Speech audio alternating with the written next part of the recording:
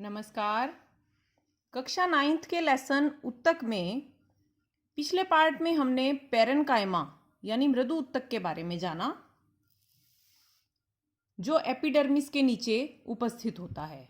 Epidermis पौधे में तने, पत्तियों, जड़ों की जो बाहरी परत है वह एपिडर्मिस कहलाती है। आज हम पढ़ेंगे कोलेनकाइमा और स्क्लेरेनकाइमा के बारे में। कोलेनकाइमा, जिसे स्थूल कोण उत्तक भी कहा जाता है, इसकी कोशिकाएं जीवित होती हैं, लंबी होती हैं। आप ये चित्र देख रहे हैं, यह इसका अनुप्रस्थ काट है। ये कोशिकाएं इस तरह से लंबी हैं।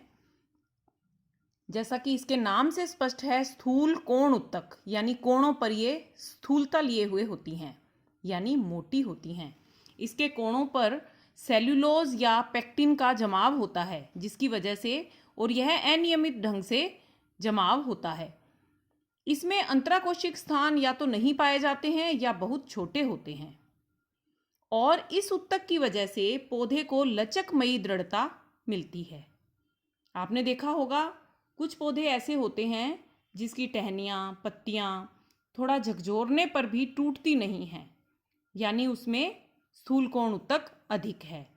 जैसे शहतूत की टहनियों से टोकरियां तक बनाई जाती हैं, लेकिन वे टहनियां टूटती नहीं हैं, उसे किसी भी फॉर्म में मोड़ा जा सकता है, तो उसमें स्थूल कोण उत्तक अधिक मात्रा में पाया जाता है।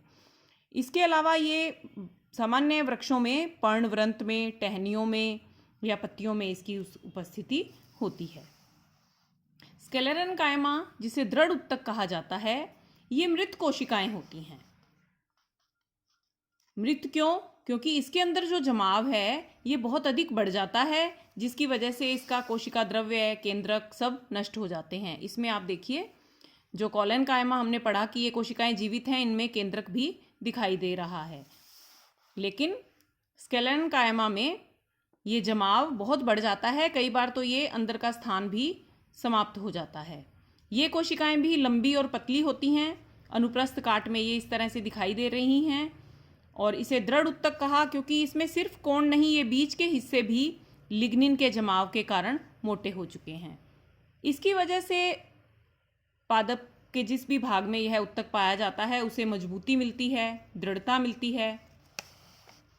यह तने में संवहन बंडल के पास, पत्तियों की शिराओं में, बीजों और फलों के कठोर छिलकों में उपस्थित होता है। आपने नारियल के रेशे देखे होंगे।